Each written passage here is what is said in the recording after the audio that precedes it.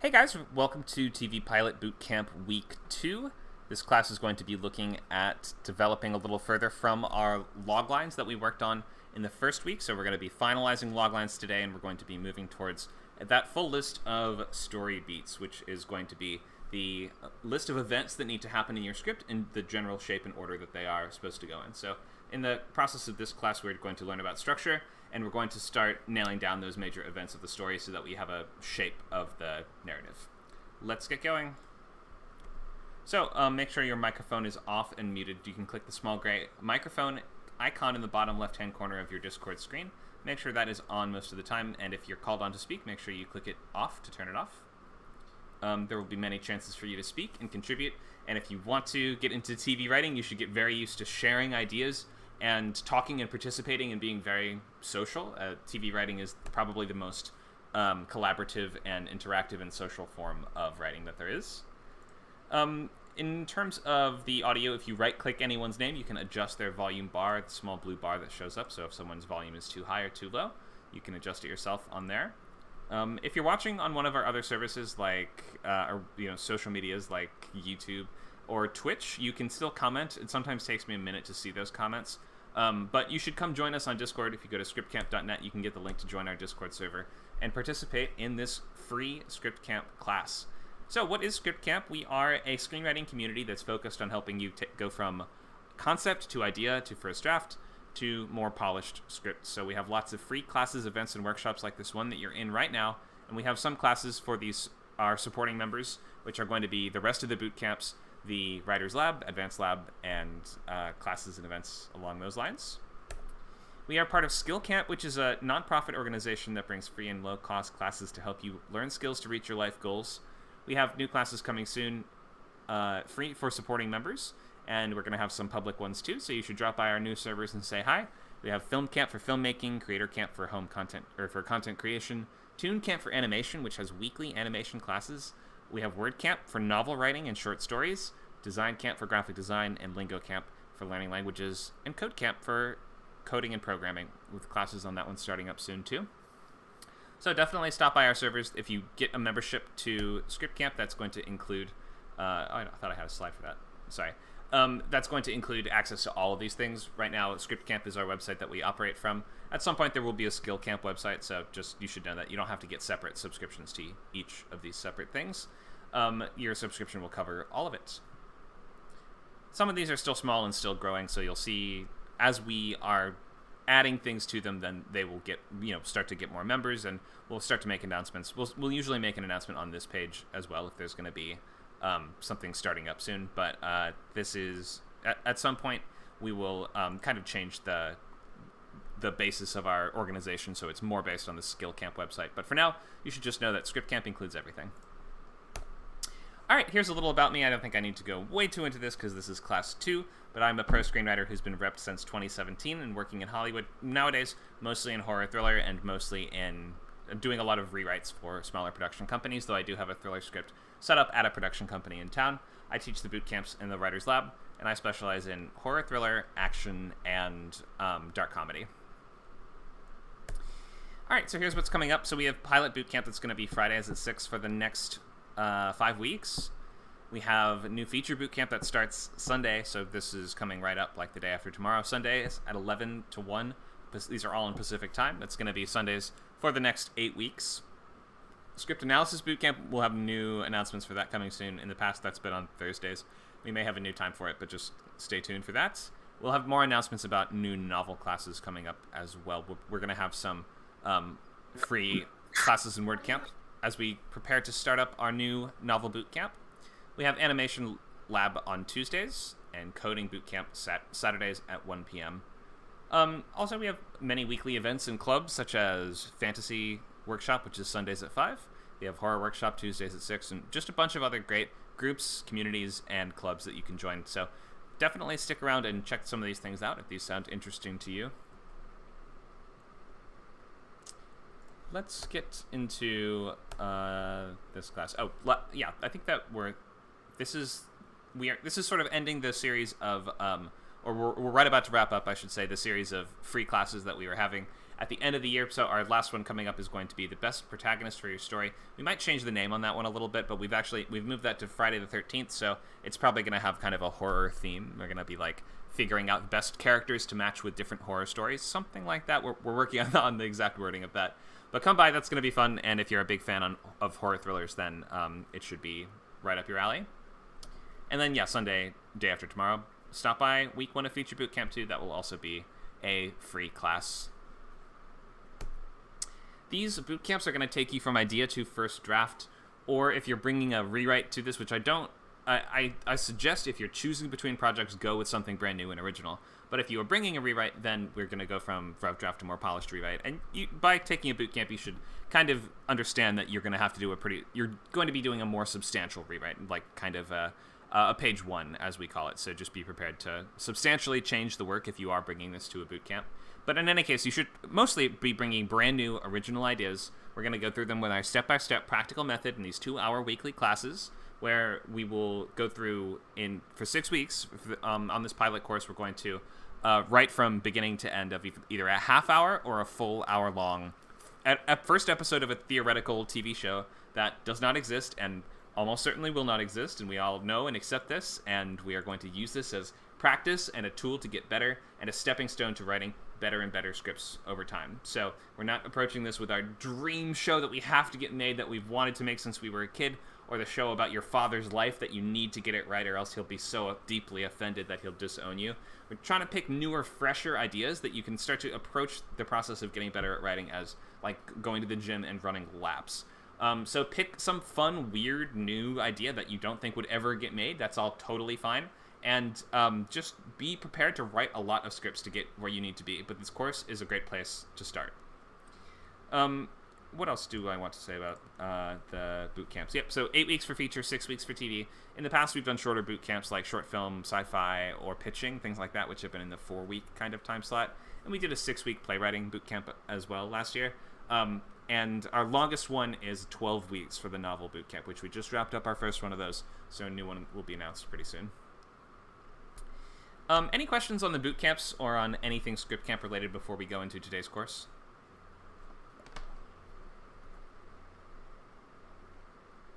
Conor, I have a quick question. Yeah.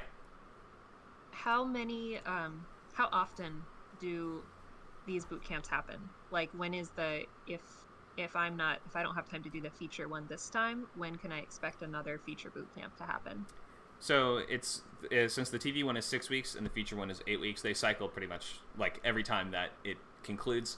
Then a new one starts on the following week. So in 8 weeks, you can expect 8 weeks from Sunday, you can expect a new feature boot camp to start. That would be something like, what is today? That would be the 8th, so it would be like 1, 2, 3, 4. The 5th of February, I think, is when that will conclude. Other questions?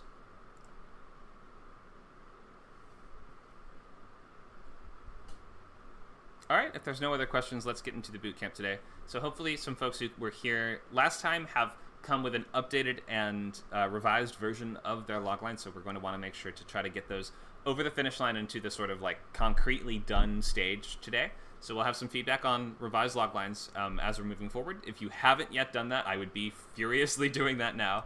And be ready to share. So have it in a spot where you can copy and paste it. And I always say, like, you should have your sketchbooks open during the class. If you haven't yet made a sketchbook or you're just now joining us, the sketchbook is just a blank Google document that's going to act as a depository for all of your ideas, all of your just snapshots of imagery or characters or lines of dialogue or things that you know you want to get to, or maybe certain rules of the world that you're considering implementing or something like that. There's no wrong thing to have in a sketchbook. You should just have that sheet open so you're constantly able to be reworking something that needs to be revised, such as the logline, and you're able to make changes to it. You could write down questions that you have as you're working during class. So I recommend have your sketchbook open in another tab and be working on it during class. Don't just play Minesweeper the entire time.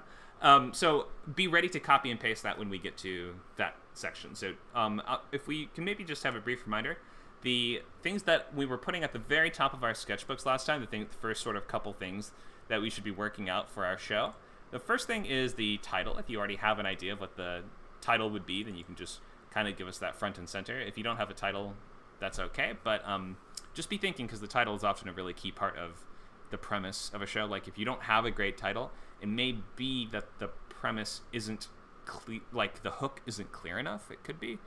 So in any case, yeah, title comes first, if you have it. If not, then next we go to things like genre. So right here I have dark comedy, right? And this is a historical dark comedy, so I could do a slash between them if I wanted to.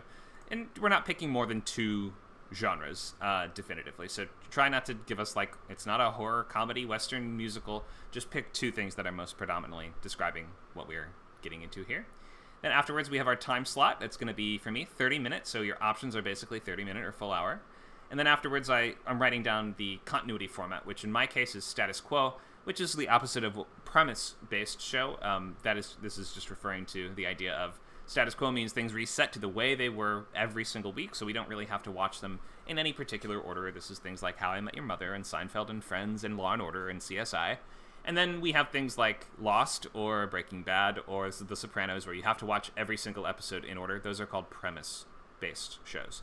So either write status quo or premise after the time slot. We have underneath that the comps, so you're going to pick 2 shows that are somewhat like yours, and you can think of this, you don't have to do this, but it might be useful to think of it as the world of the first one with the tone, style, or approach of the second one. So in my case, this is like a cheeky historical show, but it's set in a medieval world of intrigue and politics and sort of, courtly politics, and that's why I picked The Tudors as my first comp. So that's the world that we're in, but with the style or approach of the second thing, which is The Great, which is a very sort of cheeky, funny, revisionist historical show that has lots of kind of modern jokes and modern slang thrown in here and there, and doesn't really pay that much attention to actual historicity. So I wanted to imply that would be the tone and style of approach of this world. Underneath that, we have the 2 loglines, the first one being the series logline.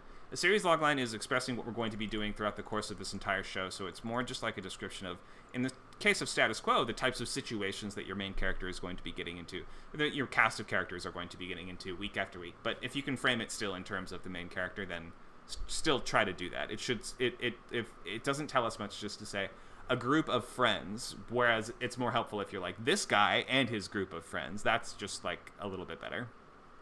Something like Community. Think of Community, right? That's like a huge cast, but we don't just if we were to describe the series logline of Community, the sitcom, then we would probably not say just a group of misfits do stuff at a school. We would say a disgraced lawyer and his study group are the kind of main characters, right? So frame it in terms of or the relation to the main character, if at all you can, just because it helps us a lot understand the basis of the narrative. The pilot logline is what follows that, and that's going to... Why does my green screen look so fuzzy? There we go. So the pilot logline is going to tell us just what we're doing in this first hour or half hour of TV. And in my case here, I have it told us the thing of the week. And like in thing of the week shows, like Monster of the Week, Case of the Week, Patient of the Week, you're going to just want to highlight and clarify what the thing of the week is.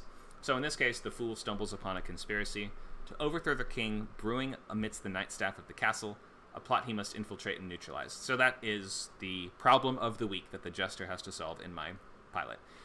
Maybe some of you were here when we did a reading a couple days ago of this pilot, which is called Knave. I'm going to post the scene cards and the organization document of it in the chat for our Discord class, just so you guys can review the sorts. Just use it as a model if you want for your own pre-writing documents. You don't have to do exactly the same stuff that I do, but it might just help you to look at it as like, oh, this is how I could organize my story data. Underneath that, I have a list of characters. So this is something I would definitely include in your sketchbook as well. You're going to need to have you can divide them up however you want, or you can like list them by importance or by relationship, or you can group them separately if they are in different factions or different families or whatever like that. But the first one should be your main character for sure. We need their ages, and we need a short description of them that touches both on their physicality and also their personality and like what's going to make them tick, what their different conflicts are going to be, but try to just keep it to be a sentence or 2 at the most here in this just abbreviated character list.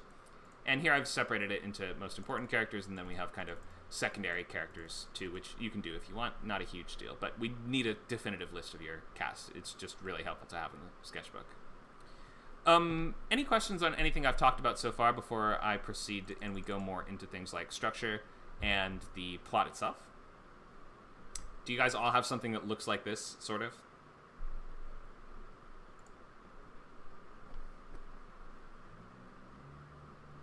I see some thumbs up emojis. I just don't have my characters.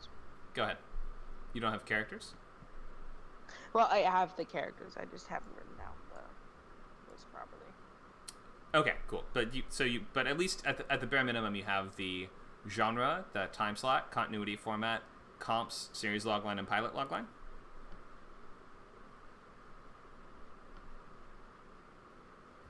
Yes. Great. Okay, cool. So you're in good shape if you have all of those things. You don't have to have a super definitive character list yet, but by next week, you're going to have that totally done. Okay, we'll also have time for feedback today. I'm going to just take a few more questions and maybe give you guys just like the overview of structure, and then we'll do feedback, and then I'm probably going to go more in detail on structure afterwards.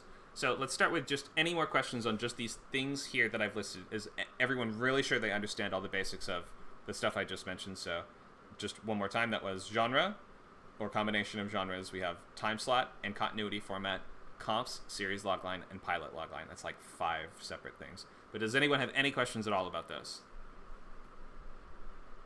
Also, anyone have trouble just viewing the video? Anyone not able to view it, or have some tech issues with it? That would be good to know too.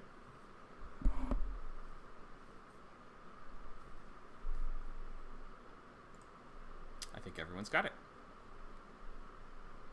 Cool. Okay. Let's keep going then. I'm going to do the overview on structure, and then we are going to do feedback on just those basic things I mentioned. So be organizing those and getting ready to copy paste those into the chat when we get there in just a few minutes. So let's look at this right here. Story beat summary is the thing that we are going to be working on mostly today, or talking about a lot today.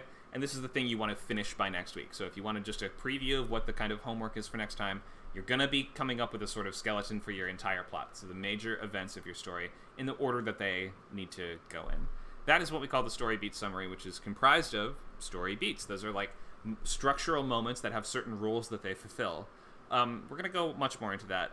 Let me just see if I have any slides here that I didn't quite get to. Oh yeah, let me just finish off these first couple slides here. So a couple things you can do to help out Skill Camp. You can donate. Remember, become a supporting member and get access to all our boot camps and labs. And you can get this from $29 a month with our yearly discount, and you'll save a lot by buying yearly.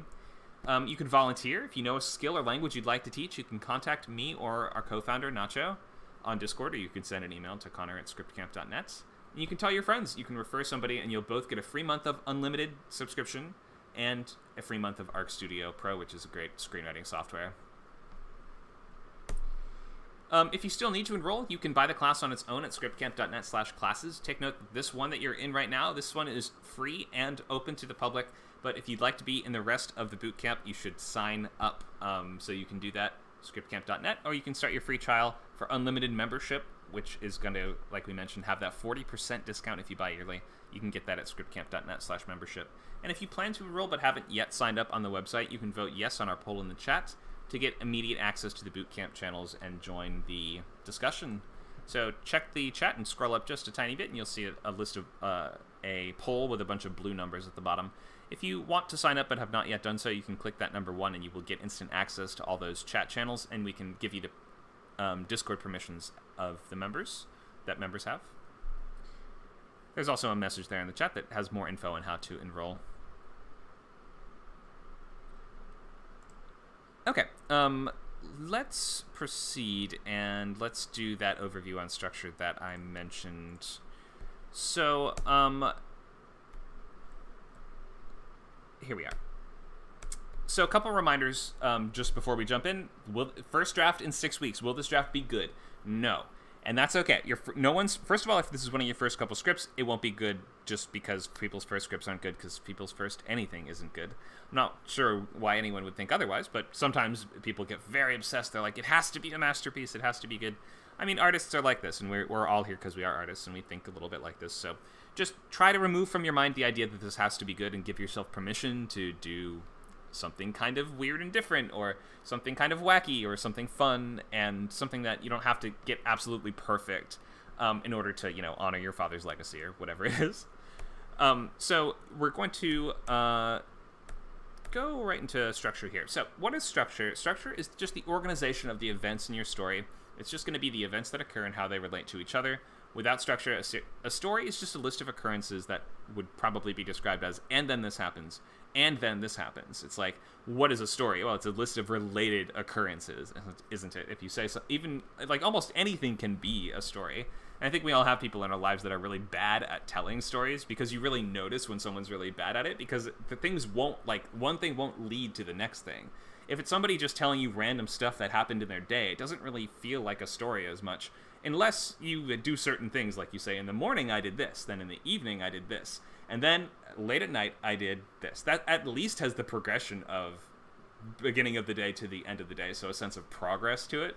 But events are not necessarily a story. Like, Connor ate an apple this morning and a boy flew a kite in Nebraska is not a story, because those are just two separate things. We can just say one did not cause the other one to happen, and one was not affected by the other in any way. So a story is going to be things that one thing leads to something else that happens, and then because of that, something else happens. It's like a chain of events. You should look at a story as a chain of events. And I like to describe it sometimes as, it's like a Rube Goldberg machine, because we're following the the marble that rolls along the ramp that gets to the slide, and it goes all the way down the slide, and then it approaches like a mousetrap or something like that, right? And if we're thinking our protagonist is the marble, and each of the things they come up to are going to be like obstacles in their way, right? And then we want to watch that marble overcome those obstacles in a way that makes sense given the tools and the things that we see before them, but it's not in the exact way that we thought it would play out, right? Because a story is a list of connected events. There's a series of connected events with a character and a journey that is kind of attached to it.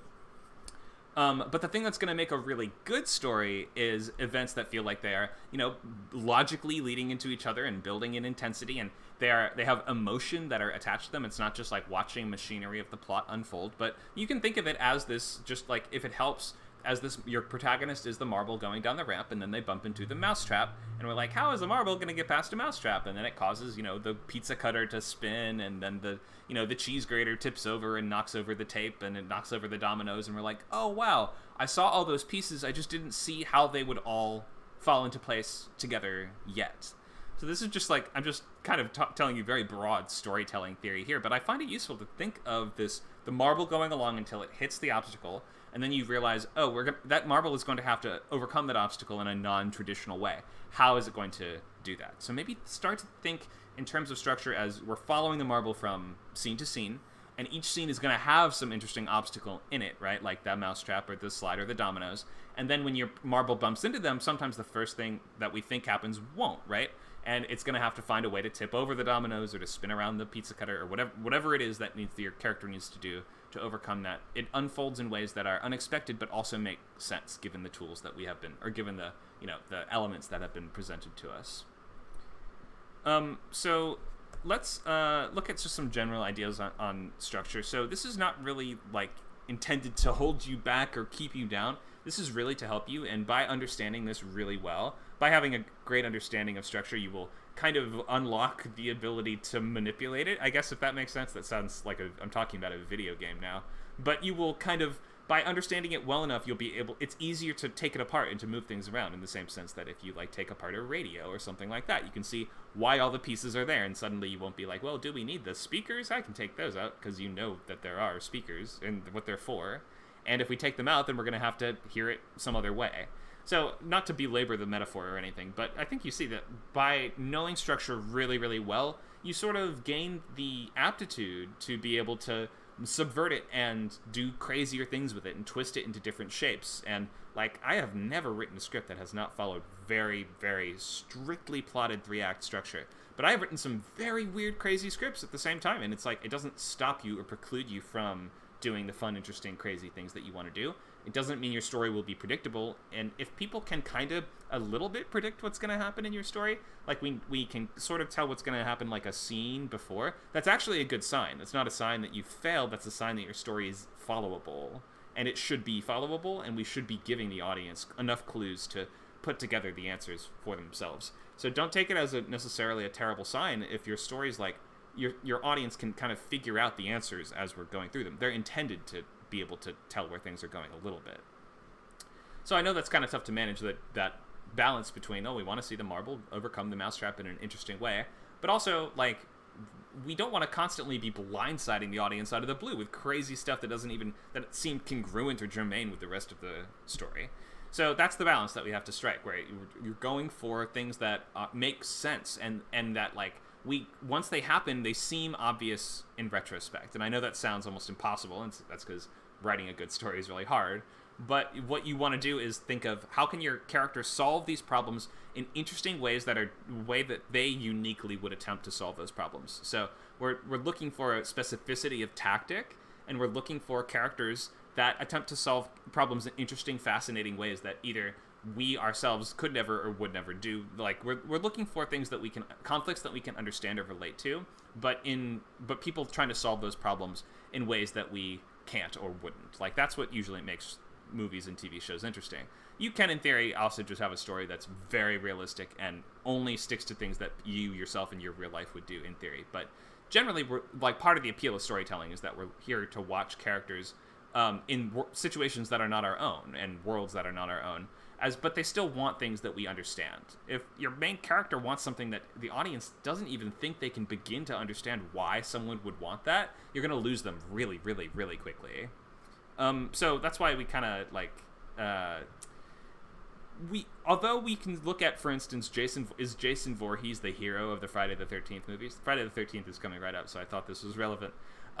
Sort of, but at the same time, his goals are so arcane and inexplicable and non-relatable. His goals are just, kill every person in the world? Kill everybody? That we can't really call Jason Voorhees the protagonist of Friday the 13th. As much as, over time, the films kind of make that inevitable in some ways. But, like, you need to have a character that, like, if their goal is just, I want to kill everyone, no one's going to want to keep following that story.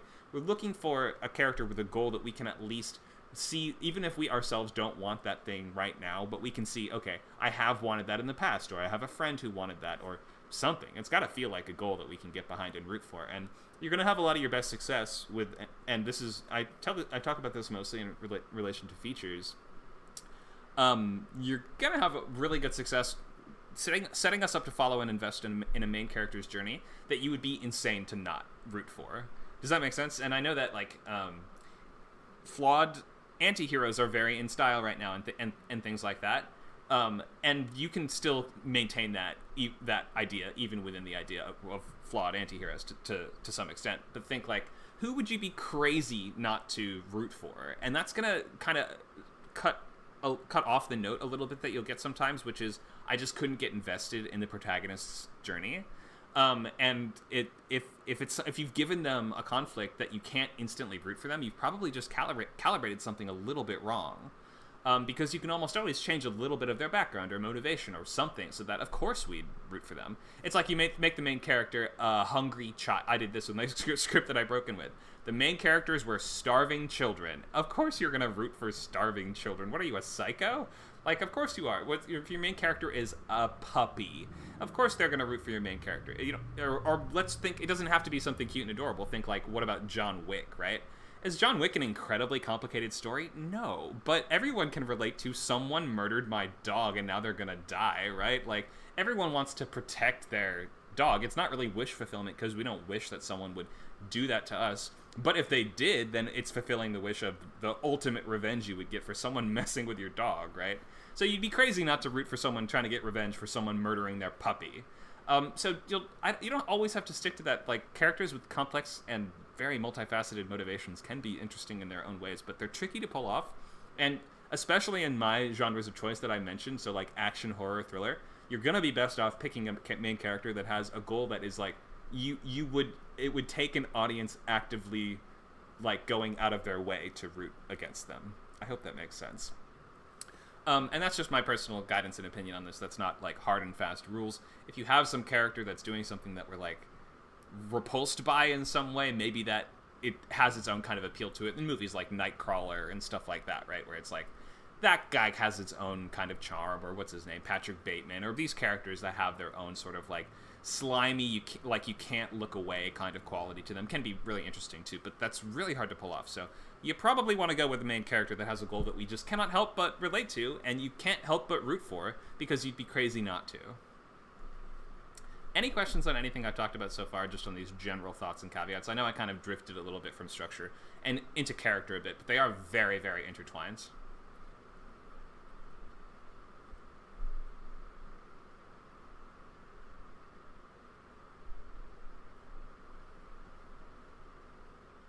No questions. Okay, so don't be afraid of structure. It's to help you. And you're really not ultimately locked into this structure. This thing will change and develop over the course of, excuse me, this is why we spend 3 weeks in the pilot class outlining and pre-writing and figuring out what happens in every page. It's so that you have worked out all the problems and you figured out where the problem spots are, and it often takes a few passes through before you have really solid cards for your script. So cards being those scene cards. We're not working on those this week, but next week we'll be getting more into scene cards, which is it's a full paragraph for every single scene in the entire pilot. So you can always change and add things as you go. You're going to be iterating on this, and you're going to be doing a few of them, so don't feel like you're stuck or locked into this. Especially when you're at the sketchbook stage and you're just figuring out the story beats in your sketchbook, you should be open to write whatever and to come up with, like, you know, a lot of different options for scenes. Read a lot of pilots also. You have to just read a lot of pilots. And if you, and I didn't do it today, but in the following classes, every class I'm going to open it with, what did you guys read? And it's not to trick or trap you. It's just to ask, what did you notice? What did you learn? Like, what did you think of it? Like, so be reading pilots. Every week you need to read one pilot, professional pilot minimum. I recommend more like 3. And if you're reading half hour, you have no real excuse not to read 3, because they go pretty quick. So there's a link in the chat that Nacho just left us. Thank you, Nacho, to the a Google group that contains tons and tons and tons of pilot scripts. So there's plenty to choose from. Some that have been made, some that haven't. You should be reading a mix of both things, you know, that you've seen before, and things that exist to you only as a document, because that's what we are working on, is documents. Okay, so let's look at structure. 30-minute pilot and hour-long pilot are the two choices that we have, and they're going to have the same story beats. But in simplest terms, a 30-minute pilot has 3 acts, and a 60-minute pilot has 5 acts. And we'll get a little bit more into what an act is and things like this, but just keep in mind you're incentivized a little bit if you're newer at this and you don't just, like, given the boundaries and limitations of a 6-week boot camp, you're incentivized to write a shorter script. So if you have an hour-long idea and a half-hour-long idea, you probably want to pick the half-hour-long idea because it's a very quick time frame, and it's, you know, this is a lot of work to do, so it's half as much work as the 60-minute pilot. But you can write either one, and, you know, different time slots just kind of allow you to do different things. What kind of different things do you think we can do in an hour-long show as opposed to a half-hour show? What's going to be different in those besides the structure?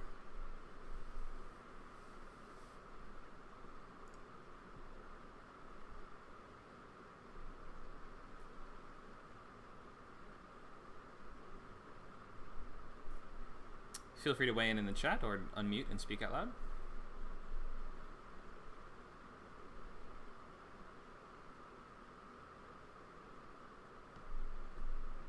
One thing is you can explore more characters. Yes, for sure. That is the biggest thing. Bigger cast of characters. Maybe not twice as big. I mean, there's still going to be a limit. It's only an hour long. You don't have unlimited time. But for sure, bigger cast size is the number one thing. There's a couple other options as well. Lee says, half-hour shows often put the catalyst right up front with very little build-up. Yeah, so just quicker pacing. You're going to want to kind of get to the point a lot faster in half-hour shows. There's one other big thing. Pepper says, I've got to go. She's falling asleep, so she'll watch this later. Have fun. Thanks for coming by, Pepper. We're looking forward to seeing you at a later class. What's the last biggest difference in terms of half hour versus full hour? We have the cast size, so the number of characters. What else do we have? With our length, you can have an A story and B story and possibly a minor C story. That is correct, yes. Going week after week and constantly crossing and intertwining paths. Right, so you're talking about subplots. So yes, you have more room for subplots in Hour Long because you have more space, more pages, and you have more characters that can be involved in more going on in the world of your show. So an hour-long show is going to be required if you have a bigger world, if you have a broader scope of more that you want to do, if you have more characters that you want to explore. So you need to choose your time slot quite carefully. Half hour is often going to work best for things like comedy or for animated shows. That's not a prescriptive rule. It doesn't have to be the case, and we've seen so many exceptions now that that's just not, don't worry about that anymore. You can write half-hour drama. The only genre combo time slot thing that doesn't really exist is hour-long comedy, so don't really try to do one of those, I would say. But if you can do hour-long dramedy or dark comedy or like mix it with something else a little bit. Did somebody have a comment? Go ahead. Mark Tuta Draws from Twitch says that hour allows for more ad breaks. Oh, yeah. So, well, first of all, since you have more act breaks, traditionally, act breaks are going to be, yes, for commercials. And I recommend writing your pilot with that in mind. So each act break, you should be envisioning, oh, there's a commercial here, and then when we come back from it, then we're going to have some time perhaps has elapsed in the meantime, or some story time has passed, things like that. So more act breaks means there would be more commercial breaks, for sure. And that's going to affect your pacing pretty heavily because in TV you have to be writing towards those act breaks, and you have to be keeping in mind a really propulsive pace. So your act breaks should help carry us through the show, each one acting as kind of like a springboard that's going to push your plot forward. I said the word propulsively already, but with that sense of propulsion and with a sense of like energy and momentum, like each act break really needs to feel like it's going to be worth coming back after the commercial to see how this plays out. Does that make sense? Okay, so any questions on anything I've mentioned just so far before I go into the individual story beats of structure?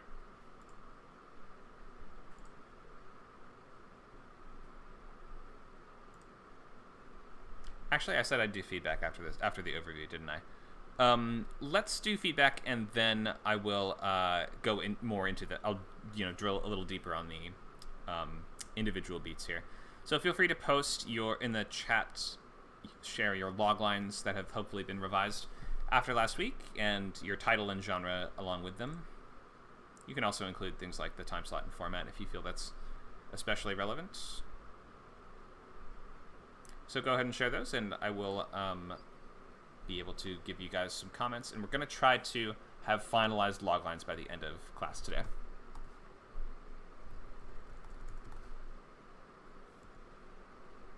Are we putting in log lines or characters? Title, genre, and log lines.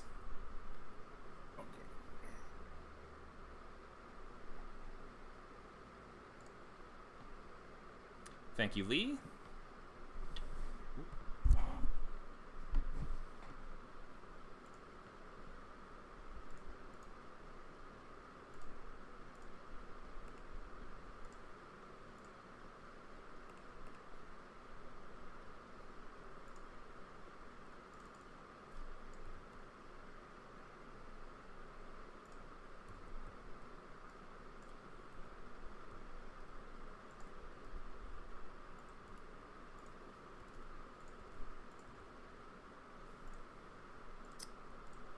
So everyone else should post in the chat. You can find the classroom channel on the left-hand side of your Discord screen, and if you mouse over that, you will find a white word bubble that if you click on that, it should say Open Chat.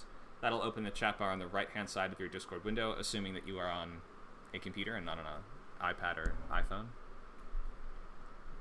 We will start with Lee, and then everyone else should just post in there, and I will try to, we will have time to get to everyone, even if it's just a couple quick comments today, so definitely do share if you have something. Let's start with Lee. So I think we've revised this for quite a couple times now, so probably pretty close with this one. Can you read this out for us? Ebb and flow. Sure. So, let's see, pilot logline. A frustrated apprentice plumber discovers her reluctant mentor's secret identity and threatens to reveal him unless he finally gives her a turn with the pliers. And the series logline. An ancient water god in the plumbing trade reluctantly takes on a driven young apprentice, and the two pressure each other to find greater purpose in their work. Oh, A+. Nice job with this. You really revised this a lot. Thank you. I changed the entire plot of the pilot too. The two pressure each other. I get it. I mean, lots of plumbing puns, I imagine, throughout this. This is great. A+. You don't need to change a thing. These are perfect. Awesome. Thank you. Any questions on this? And do you feel good about everything that you have getting into the pre-writing and setup for this? I feel good about everything except the title. I feel like I started with this title and it made sense, and then I changed some things and now it doesn't make sense anymore. Oh, okay. I like that it's kind of a two-hander show and it's an and title. Yeah. But that's something that I think I'm going to go back and brainstorm other options. Okay. I like it, but if it doesn't match your Awesome. vision of the show for any reason, then you can always change it. You can just keep it as a placeholder. Maybe it's fine and I don't need to change it though. So thank you. That could also be, yeah. Just leave it for now. If it's getting in the way, just save it for later. Awesome. Thank you. Thank you. And that confused me at first because I was like, wait, that's the series logline. But the series logline was the water god thing. That's right. Okay. So yeah, water god in the plumbing trade takes on an apprentice, and they pressure each other to find greater purpose in their work. That's the sorts of situations we're going to be seeing week after week. So that's exactly what a series logline should be. And this is a status quo show, right? 30-minute fantasy sitcom. Sitcoms are almost always status quo, so yes. And the pilot logline is a frustrated apprentice plumber, so this is the inciting incident of the show, so we're doing an inciting incident pilot, discovers her reluctant mentor's secret identity and threatens to reveal him unless he gives her a turn with the pliers. I get the conflict, and I can see the episode and the hijinks that would result from this. It does only make sense if you read the series logline first, but this all works fine, so great job with this. Let's do our next one. Patrick with Street Cats.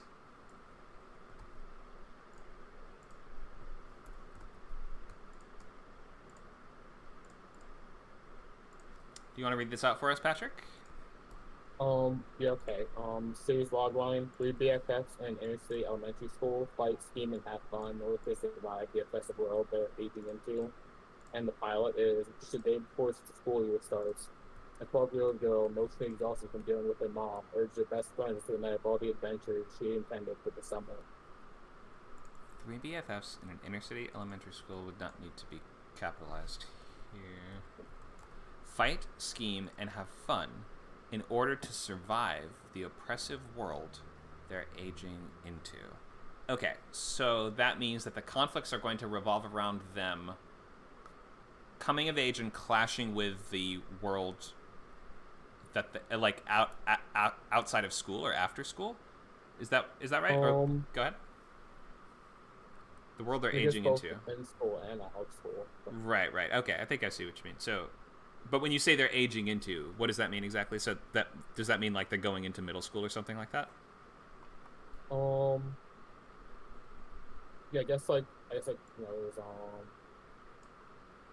like each episode this doesn't have to progress eventually and go into like middle school, but I guess it's trying to show if there's like their childhood. It sounds like a better way to word that. I'm having a little trouble hearing you for some reason. It's the mic is like louder enough. Mic. Go ahead. Is the mic good now? It's something about the levels. It's like the volume is fine, but it's like something about it is just a little tough to understand. I think I can mostly hear it. It might not be a huge deal, or maybe if you just like was it like just like get a little farther away from it. No, it's not quiet. It's hard to explain exactly why it's so hard to understand, but I think it's no big deal. Okay, and let me read the pilot logline here. So, with just a day before the school year starts, a 12-year-old girl, emotionally exhausted from dealing with her mom, urges her best friends into a night of all the adventures she intended for the summer. Oh, nice job. Yeah, you've worked on this one a bit as well. I think I get it, except for just a day before the school year starts. Why is the fact that she's emotionally exhausted from dealing with her mom, why does that go in the logline? Is that what causes her to have the idea for this adventure? Yeah, that was the idea, yeah. But that's not really clear here, is it? Yeah. I think you don't need it for the logline. With just a day before the school year starts, and then you would use your words instead to describe the 12-year-old girl. So why this one? Is she like anxious? Is she like what exactly is? You can pick an adjective to just describe the character a little bit. Is it just like go ahead. an emotionally exhausted 12-year-old girl? And Oh, sure. Yeah, I think that would. Yeah. Yeah, go ahead. I think that would work.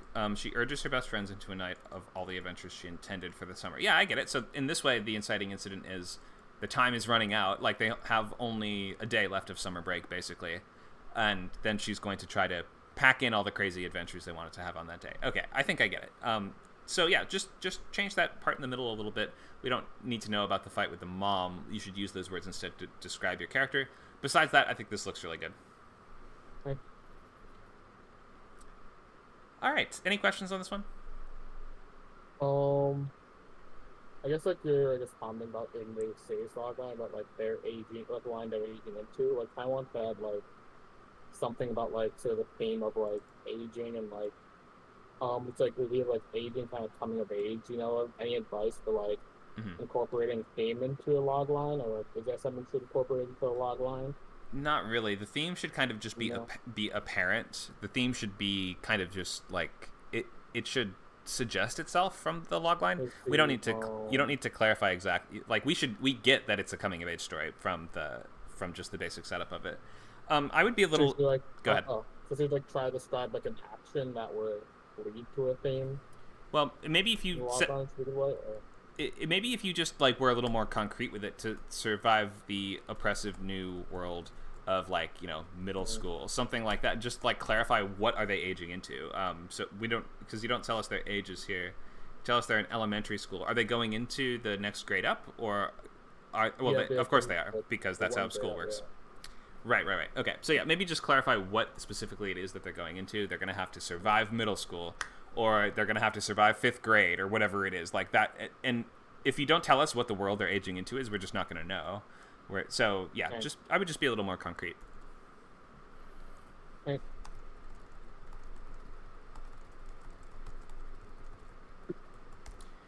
Okay. And then why is it called Street Cats? It was kind of like a working title, like it was like, it was kind of like urban setting, but it was also, I guess they want like some element of like cuteness too, so it was like, I think it was like one of the idea they come up with. They have like too many ideas for the title. Okay. Yeah, it doesn't matter too much. If you want, you can change it at any point. I was just wondering exactly what it referred to. To me, I was like, wait, are they homeless? Street cats, for some reason, just makes me think they're homeless. Yeah. That's not the case, obviously. They just live in the city, Mhm. I think is all you're getting at there. But yeah, no actual comment on. I don't have any actual feedback on that. Just was wondering. But this is looking Right. good. Nice work with the revisions on this one. Okay. Thanks, Patrick. Let's look at some more. Who else has log lines for feedback? Michael? Yeah, Connor, I don't know if you can see it. I tried to copy and paste it. It didn't work, so then I copied and pasted and put in a PDF. Yeah, that works. I got it here. Okay. All right. So, can you read out the log lines for us, please? Let's see where we are. Okay.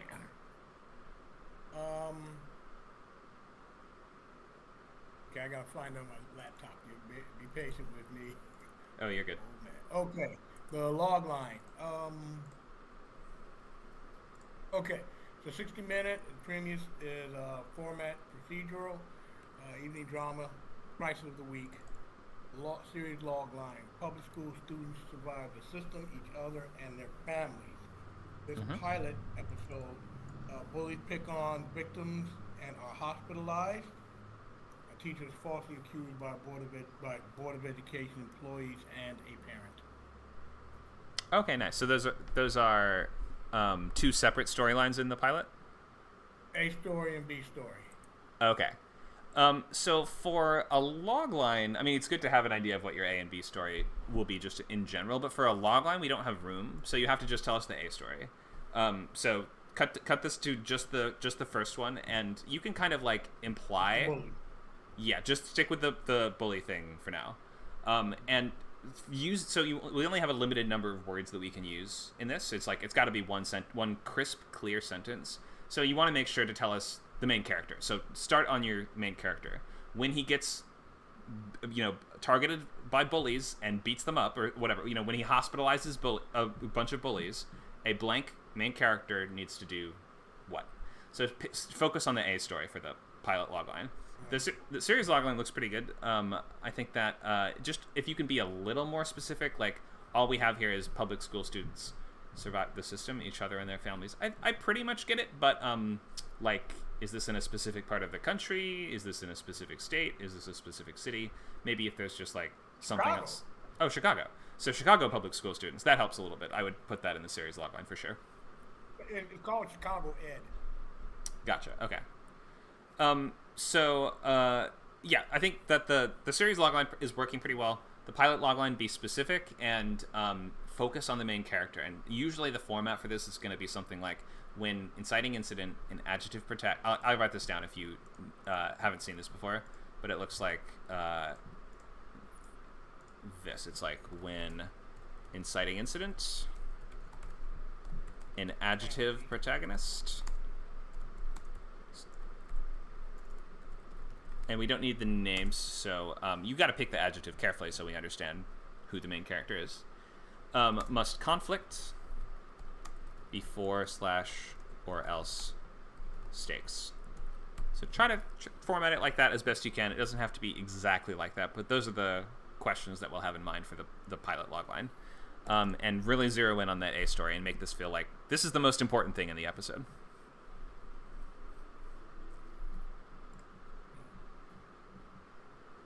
So I can copy and paste that in the chat if that's helpful for you as well. Anthony hospitalizes his bully. I see. Okay, I see what you got. Yeah. What you mean. It's a good start. Remember, don't use names, though. We don't know who the characters' names are, so you have to describe the main character. So when an unassuming introvert beats up his bullies or something, we won't remember the name. So describe the character carefully, and then it'll help us build a picture of them in our minds. Make sense? Any questions? Great. So work on that, and I'll look at it again before the end of class so we can finalize it, okay?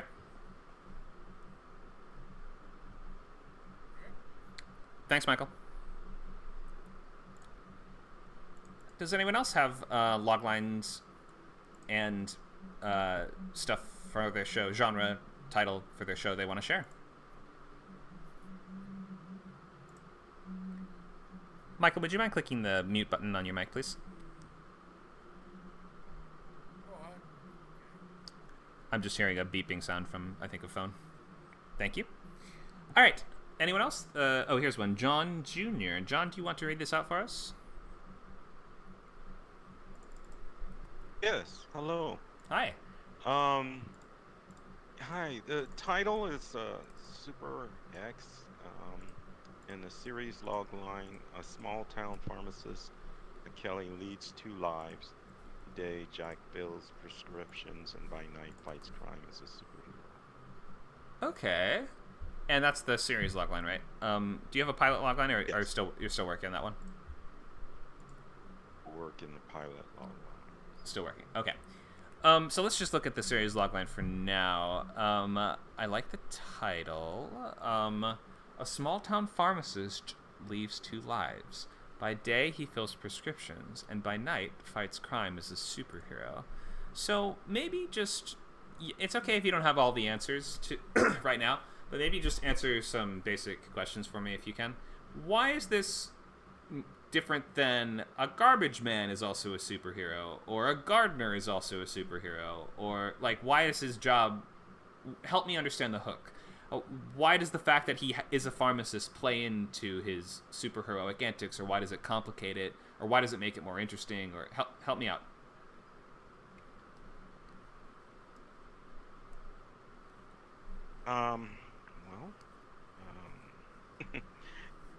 This was just an ideal that I had. You've given me something to think about. Why it's a pharmacist, and like you said, why it's not a garbage man or something else. So, It's okay. Yeah, if you're not sure yet, it's all right. But just maybe be thinking of that question, because this could also just say a guy is a superhero, right? So that's kind of a problem when there's like a lot of superhero shows out there, right there. And then if you're going to write one, then you're sort of saying, I have one that's unique because there's a million of them. So like the audience has seen a lot of these already. And so your hook would have to be something that makes it stand out and makes it exciting and interesting. Think of something like The Boys, right? The Boys was like a huge hit, awesome superhero show that has a very interesting, subversive, dark twist to it. What if the superheroes were psychopaths? And the heroes are humans trying to take them down. That's the hook of The Boys. So for yours, like, we got to find the hook somewhere. And if the hook, in a superhero show, often the hook is their powers. So do you know what powers your character would have?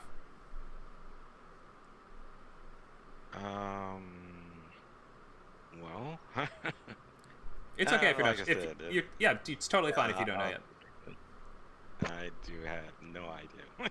No idea. Okay, so maybe these are some things to start thinking about, because it seems like there's not quite a premise here yet, just because we don't have the things are not quite interacting and gelling into a cohesive idea yet.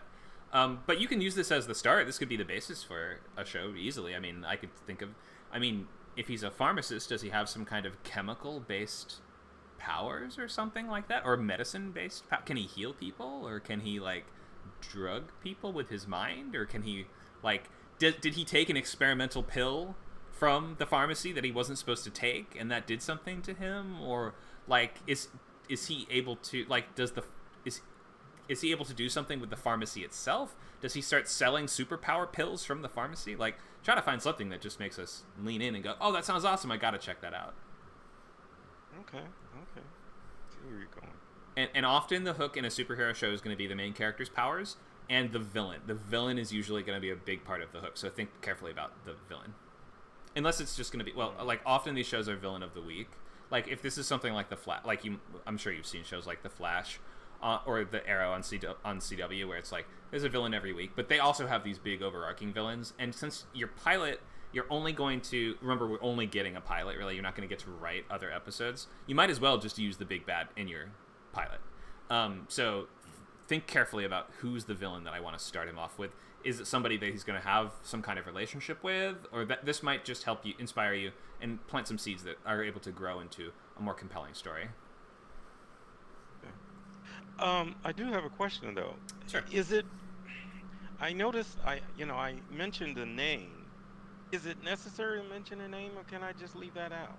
You can leave it out if you want. It's just helpful to have a really good title will clarify a hook a lot of the time, and it's like an important part of the overall package. But while you're working on the script, often people change that name several times, and they go back and forth on it, and so it doesn't have to be set in stone right now. Just by the, like, we can't say it's done without a name, but at the very least, you can change it as many times as you want. Thank you. All right, so a little more to do there. Anyone else have log lines, genre title combinations, or sketchbooks, or anything like that they want feedback on? Premises for your shows, basically. We're trying to make sure everyone has a solid premise for their show for the next 6 weeks, because you're going to be writing the whole pilot, in just the 5 weeks we have left. Michael has a revised one. Let me take a quick look at Michael's revised logline, and then we will move forward a little more into structure. And if you've not shared a logline with us, I would definitely do that by the end of class. Mark Tutaj from YouTube had a suggestion for John J. He says, or he sees criminals every day come in to buy medical supplies after robbing a bank, and someone got badly shot. There you go. Pharmacist hears on the news about the robbery, puts two together. Cool. Yeah, that sounds like an interesting start of an episode, or maybe that could lead us to our inciting incident, or could somehow lead to your main character getting his own powers in a way. Thank you for the comment, Mark. Let's look at Michael's revised logline. So, pilot logline. Is this the... Go ahead. Can you read it out for us, Michael? Is it this here?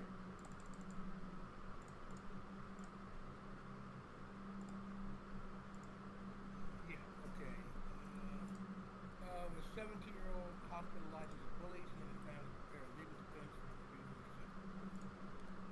I don't see that on the document that you linked us. Maybe you uploaded the same one? I loaded it up. Yeah, I loaded it up and I saved it. Did you re-export it as a new PDF? Well, first I changed it and then saved it. And yeah, it's up there. I just opened it and it doesn't have this in it. I think that you might need to go to File and then download as PDF again. Or you can just paste it. You can just highlight the text, copy it with Control-C, and then use Control-V to paste it in the chat.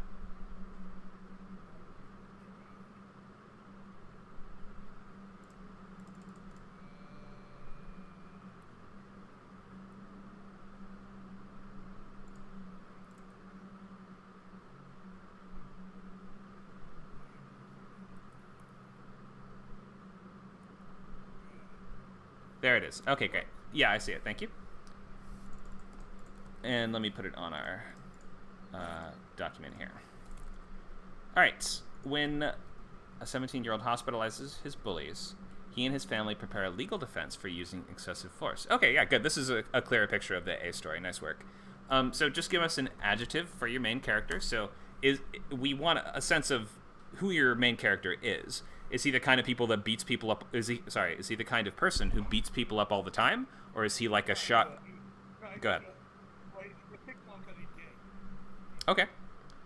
So that might come up in the logline if that's going to be really key to the story. So it might be something like when he hospitalizes his homophobic bullies or something like that. That might just sort of play into the story a bit.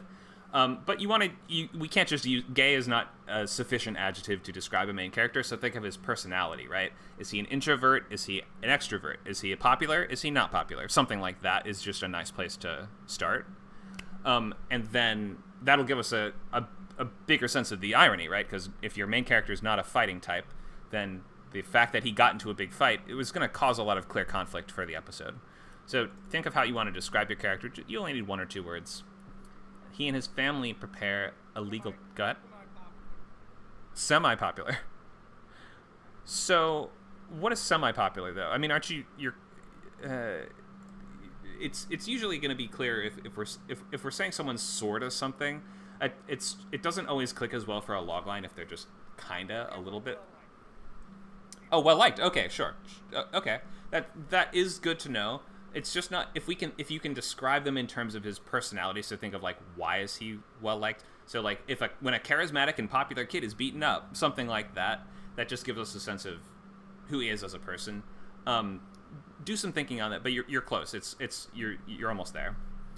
And then the last part is he and his family prepare. We would probably want to say must prepare. So must do something is usually going to be a better choice for loglines. Must prepare a legal defense for, we don't need to say using, so legal defense for excessive force. Okay, so is this main A story primarily playing out between your main character and his parents, or in his family?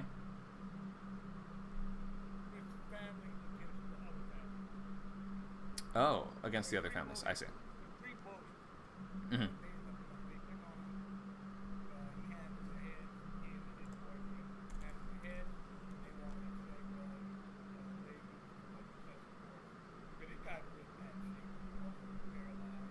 Oh, wow.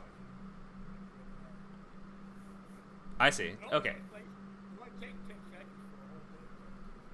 Sure. Yeah, it can be like that. Okay, so in that case, it's less that they need to prepare a legal defense. It's more that they need to engage in a legal fight against the other families, right?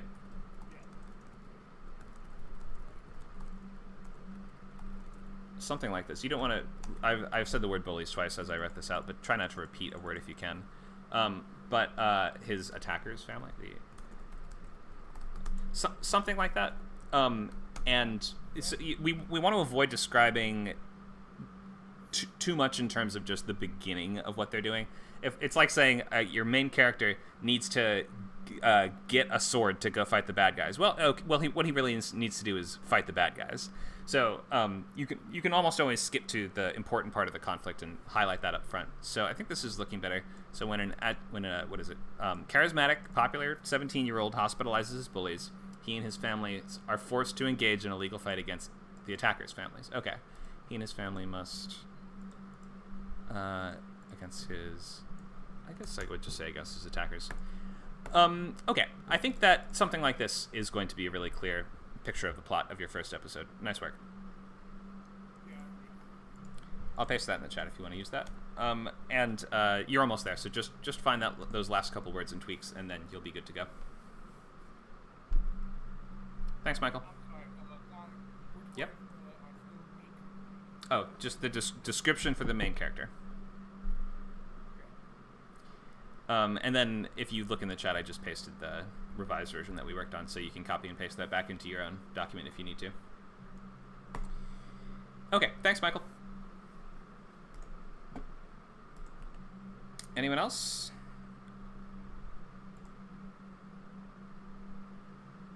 Still time to post your idea or logline if you have time. This goes to people watching on YouTube and Twitch as well. If they have a logline they want to get feedback on, they can also participate in the class. Looks like Mark's going to bed. Thanks for joining, Mark. We'll see you next time. You add it in, because I could put it in Google Docs, but you can't see it. You can paste it in the chat. If you click on the Classroom Voice channel, you'll find a small white word bubble that says Open Chat. That should open up the chat window, and you can paste it right in. Okay,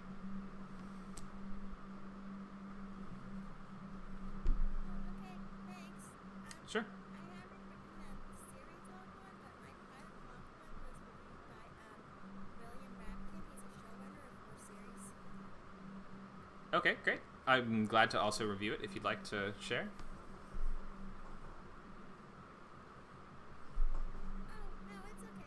Oh, you're not going to share? Okay.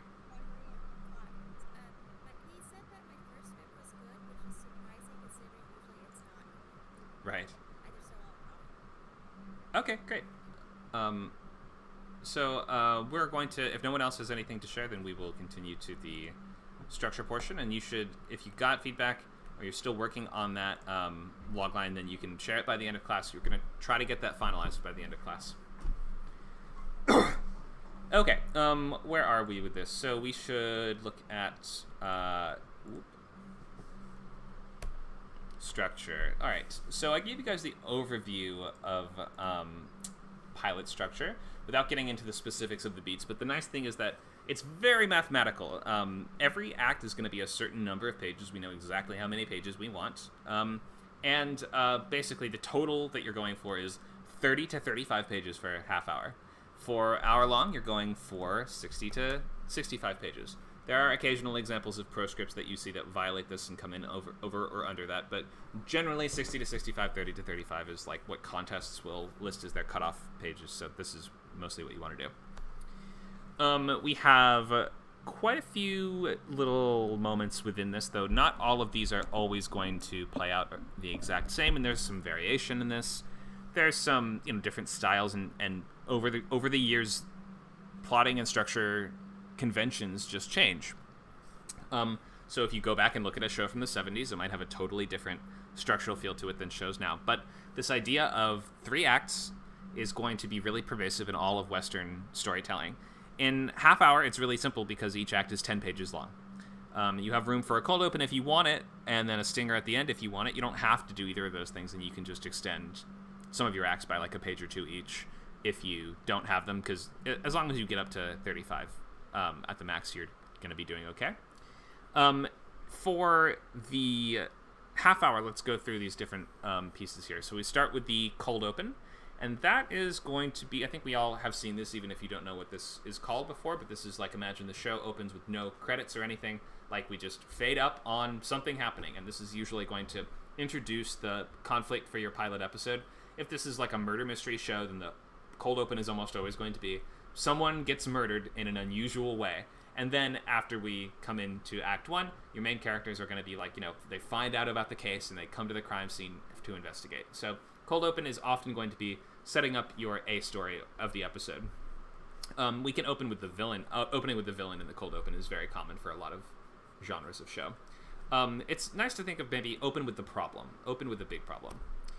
Act 1 is what we go into after that. Your intro sequence in the pages 1 to 4 or 5, right around there, is going to be where meeting the main characters, especially your sort of central protagonist, and learning what their day-to-day world is like.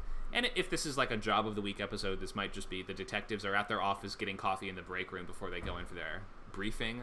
Or this might be, if your main character has a job, then we want to see them doing their job. We want to see them at home with their family. We want to just get a sense of like kind of what their life is like for the most part. It's difficult to start with earth-shattering, world-shaking events because if that's our very first thing we see, we never got to know what the normal was. So it's helpful to have a little bit of sense of normal before you start the crazy stuff. There are some exceptions to that, but most of the time, give us a little preview of what your main character's day-to-day life is like.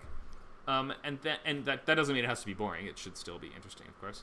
Until the catalyst occurs. The catalyst is that sometimes interchangeably called the inciting incident, and that is going to be the event that kicks your story in motion. And that might be a coincidence, and it can be, if anything is a coincidence in the story, it should probably be this. This is like, if we imagine we have one free coincidence per story, you might as well make it the catalyst. It doesn't have to be, but this is the thing that causes the rest of the events to follow logically afterwards. So this is like the first of the dominoes being tipped over into the next ones. This is the event that kicks off this. The A story is usually going to be the backbone of your entire pilot. So it's going to be getting that going. Once that happens, then the trying the lock sequence is your main character reacting and responding to that catalyst. And it's like, imagine if a doorway has been unveiled before them, they are now trying out different locks on that doorway and realizing how difficult it will be to go through. Because, for instance, let's just take the example of Michael's pilot, which is, I know he's not doing half hour, we're talking half hour right now, but just as an example, the intro is, here's a kid at school, here's what his day-to-day life is like, here's his status, here's his, personality. Then he gets beaten up by bullies, or he beats up the bullies as the catalyst. Then trying the lock sequence is going to be, now, the question we're asking is, now what? Your main character, goes home and washes the blood off his hands and has to tell his parents what happened, and the bullies go and tell their parents what happened, and everybody's wondering, oh god, what's gonna occur as a result of this catalyst shaking everything up. Somebody might call the police and get the police involved. Like any number of things could be part of the trying the lock sequence. But what the sequence kind of says is there's a door that has been opened to us, which in this case is going to be the legal battle that is to follow. It's like, but it's going to be or I guess we could sort of say that the main character just wants to go back to his normal life. A lot of the time, a main character's goal can be summed up as they're just trying to get back to their normal life. But there's something standing in the way, which is this conflict. And now they're going to try to avoid the conflict or get around the conflict or, subvert the need for the conflict. But ultimately, when we break into two, that's going to be when they really have to engage in this conflict. So trying the locks in this case, if we were doing this bully story as the half-hour one, then as we broke into two, it would probably be like at the end of Act 1, the bully's family shows up and they're like, we're pressing charges. Then we end the act. Then when we come back, remember, so we want to end our acts with something propulsive, and that adds a sense of momentum and springboards us into the next one. You don't want limp, lame, flabby act breaks. Even if you think your show, this would be on HBO, this would be on Netflix, this wouldn't have commercials. You should still write pilots with act breaks in them because it, A, just really helps with pacing and just makes your pacing better for the most part. And B, you never know what network it's going to end up on. So like if theoretically that you were a high level TV writer who was going to get a show produced or something like that, then you can't always predict, I'm going to definitely sell it to HBO. So you got to be prepared with the act breaks. So you should write them in. So as we break into Act 2, that's going to be like the central conflict that you promised in your logline. So that's going to be like the courtroom stuff, or like leading up to the courtroom stuff. And maybe we end, and I'm still talking about the bully story example here, but like this is going to be the stuff that you promised. We're going to have to prepare the defense. We're going to have to get witnesses. We're going to have to go to court. We're going to have to duke it out in the legal arena. The midpoint is going to be a moment that raises the stakes substantially. And that might be, for instance, your characters achieve an early victory, or they overcome the first part of their problem, or it seems like they solve their problem, but then they realize, there are consequences beyond what I thought there would be, or in solving the problem, I've created another problem, or in solving the problem, I've neglected my family back home, and now that's causing problems. Whatever it is, the midpoint is going to be a very clear one moment. It's not a series of scenes. It's not a sequence. It's one moment that clarifies that the stakes have been raised, and often this is going to be a big turning point for the story, where from here on things will be different. This is sometimes a clue or a revelation or a twist or something. It doesn't really have to be these things, but almost always this is going to be an escalation of the stakes. The escalation sequence is what follows. So we're doing more escalating, which means we're deepening and broadening the problems that your characters face. So the consequences of the fun or the premise scenes are now going to start to manifest, and your main character's life is going to get harder as various costs are exacted upon them in terms of physical cost. That's going to be your health and your safety, your mental costs and the toll of what you're doing that it's taking on you, social costs, so your reputation and relationships with other people. Think of all the things your character cares about and you want to endanger or threaten those in the escalation sequence until we're going to hit the all is lost moment. This is I call this spot right here kind of like finicky in half-hour pilots, because some half-hour pilots are going to make the all is lost moment like the end of Act 2, and then we're going to kind of swing up from that into Act 3. But that's not always the case, so I've just written it out like this for right now. But don't worry way too much about getting this section here just right. But basically, remember, since you should be having these kind of propulsive, cliffhangery act breaks, then it might feel like the end of your Act 2 is kind of a big setback or a big problem that the characters now need to overcome. So as we move into Act 3, we are going into the pit of despair, as we call it, which is the response to the all is lost. So now that your character has maybe had a big failure or a big setback, they've either failed at their goal or it seems as if their goal is now impossible, then they are going to be forced to kind of realize the theme of the episode, and they're going to have to kind of see what they've not been seeing so far, or put together the clues that they missed in order to catch the bad guy. It seems like he got away, but I'm now that I've gone through this journey, and like we had that adventure in the pizza shop and we had that adventure in the alleyway, so I'm able to think back and be like, wait a minute,